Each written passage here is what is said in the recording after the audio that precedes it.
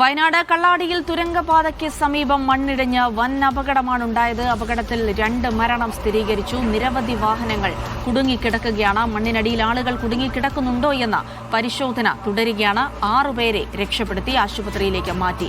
Fire force ഉൾപ്പെടെ സ്ഥലത്തേക്ക് എത്തിയിട്ടുണ്ട്. പ്രദേശത്ത് ഇന്നലെ രാത്രിയിലും ഇന്ന് രാവിലെയും കനത്ത മഴ പെയ്തിരുന്നു. വീടുകൾ ഉൾപ്പെടെ കോൺക്രീറ്റ് ഭിത്തി പൂർണ്ണമായും തകർന്നിട്ടുണ്ട്. സംഭവ സ്ഥലത്തേക്ക് മന്ത്രിമാരായ ടി സിദ്ദിഖും എ പി അനിൽകുമാറും പുറപ്പെട്ടു. പ്രദേശവാസികളോട് ജാഗ്രത പാലിക്കാൻ നിർദ്ദേശം നൽകിയിട്ടുണ്ട്. NDRF സംഘവും സ്ഥലത്തേക്ക് പുറപ്പെട്ടിട്ടുണ്ട്. അപകടത്തിൽ 2 പേർ മരിച്ചതായി പഞ്ചായത്ത് അംഗം അറിയിച്ചു.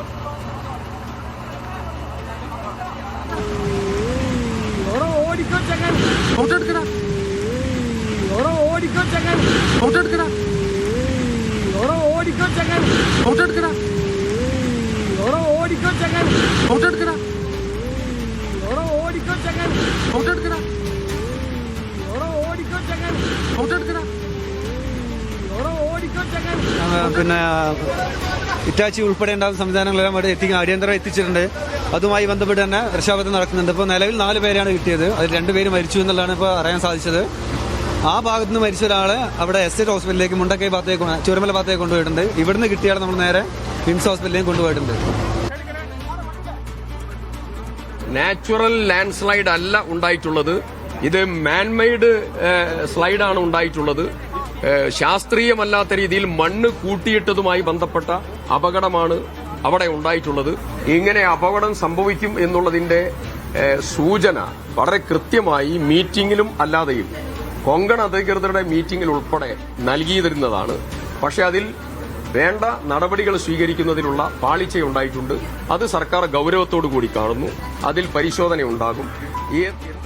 ഫൈസൽ നെടുമ്പാല വിവരങ്ങൾ നൽകും. ഫൈസൽ, ഒരു മനുഷ്യനിർമ്മിതമായ ദുരന്തമാണ് സ്ഥലത്തുണ്ടായതെന്ന് മന്ത്രി തന്നെ പറയുന്നുണ്ട്. ഈ പദ്ധതി പ്രദേശത്ത് നിർമ്മാണം നടക്കുന്ന സ്ഥലത്ത് ഒരു അശാസ്ത്രീയമായ രീതിയിൽ വളരെയധികം മണ്ണ് കൂട്ടിയിട്ടതാണ് ഈ അപകടത്തിന് കാരണമെന്ന് മന്ത്രി തന്നെ പറഞ്ഞു വെക്കുന്നുണ്ട്. എന്തായാലും ഈ അപകടം സംഭവിച്ചു കഴിഞ്ഞു. അതിനിപ്പോൾ അവിടെ ഏതൊക്കെ രീതിയിലുള്ള രക്ഷാപ്രവർത്തനങ്ങൾ നടക്കുന്നുണ്ട്? അപകടത്തിന്റെ ഒരു വ്യാപ്തിയെക്കുറിച്ച് എന്താണ് നൽകാനുള്ള വിവരം?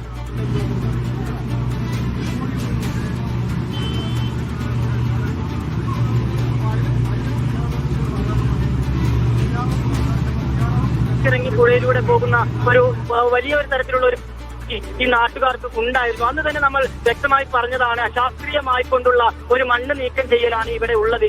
ശാസ്ത്രീയമായിക്കൊണ്ട് മണ്ണ് നീക്കം ചെയ്യാനും മറ്റ് നടപടികൾ സ്വീകരിക്കണമെന്ന് നമ്മൾ തന്നെ കാര്യം റിപ്പോർട്ട് ചെയ്തതാണ്. അതിന് പിന്നാലെയാണ് ഇപ്പോൾ വലിയ ഒരു അപകടം ഇവിടെ ഉണ്ടായിരിക്കുന്നത്. അന്ന് തന്നെ ഒരു ചെറിയ മഴ പെയ്തപ്പോൾ ഉള്ളത് ശാസ്ത്രീയമായിക്കൊണ്ട് മണ്ണ് നീക്കം ചെയ്യാനും മറ്റ് നടപടികൾ സ്വീകരിക്കണമെന്ന് കൃത്യമായിക്കൊണ്ട് തന്നെ നമ്മൾ തന്നെ ഇക്കാര്യം റിപ്പോർട്ട് ചെയ്തതാണ്. അതിന് പിന്നാലെയാണ് ഇപ്പോൾ വലിയ ഒരു അപകടം ഇവിടെ ഉണ്ടായിരിക്കുന്നത്. അന്ന് തന്നെ ഒരു ചെറിയ മഴ പെയ്തപ്പോൾ പോലും വലിയ തരത്തിൽ മണ്ണ് ഒലിച്ചു വരുന്ന പുഴയിലൂടെ പോകുന്ന ദൃശ്യങ്ങളൊക്കെ തന്നെ നമുക്ക് വ്യക്തമായിരുന്നു. അതിനുശേഷം ഇപ്പോൾ ഇന്നലെ നേരത്തെ സൂചിപ്പിച്ച പോലെ 260 മില്ലിയിലധികം മഴ ഈ ഒരു ദിവസം ഇന്നലെ രാത്രിയിലും ഇന്ന് പുലർച്ചെയുമായി ഇവിടെ പെയ്തു. ആ ഒരു മഴയിൽ മാത്രം ഇത്രയധികം വലിയ തരത്തിലുള്ള ഒരു ദുരന്തം ഇവിടെ ഉണ്ടായിരിക്കുന്നു എന്നുള്ളതാണ് ദൗർഭാഗ്യകരമായിട്ടുള്ള ഒരു കാര്യം. വലിയ ഒരു മൺകൂന തന്നെയാണ് ഇവിടേക്ക് ഇടിച്ചു കയറി വന്നിട്ടുള്ളത്. ഒരു വെയിറ്റിംഗ് ഷെഡും അതുപോലെ ഒരു കടയും ഒരു പള്ളിയും ഒരു വീടും പൂർണ്ണമായും കാണുന്ന കാഴ്ചയിൽ തന്നെ തകർന്നതായി നമുക്ക് ഇവിടെ നിന്ന് വ്യക്തമായി തന്നെ മനസ്സിലാക്കാൻ കഴിയുന്ന ഒരു കാര്യമാണ്. 6 പേരെയാണ് ഇവിടെ നിന്ന് പുറത്തെടുത്തത്. 2 പേർ മരണപ്പെട്ടു എന്നുള്ള വിവരം കൂടി നമുക്ക് ലഭ്യമാകുന്നുണ്ട്. നേരത്തെ ചുരമല വാർഡ് മെമ്പർ അക്കാര്യം സ്ഥിരീകരിച്ചതുമാണ്. അപ്പോൾ അപകടത്തിന്റെ വ്യാപ്തി വളരെ വലുതാണ്. ഇനി നമുക്കറിയാനുള്ളത് ഈ മണ്ണിനടിയിൽ ആരെങ്കിലും പെട്ടിട്ടുണ്ടോ എന്നുള്ള കാര്യമാണ്. അതിന് വേണ്ടിയിട്ടുള്ള അല്ലെങ്കിൽ ആരെങ്കിലും പെട്ടിട്ടുണ്ടെങ്കിൽ അവരെ രക്ഷപ്പെടുത്തുന്നതിന് വേണ്ടിയിട്ടുള്ള ഊർജിതമായ ഒരു ശ്രമമാണ് ഇവിടെ നടന്നുകൊണ്ടിരിക്കുന്നത്. ഇനി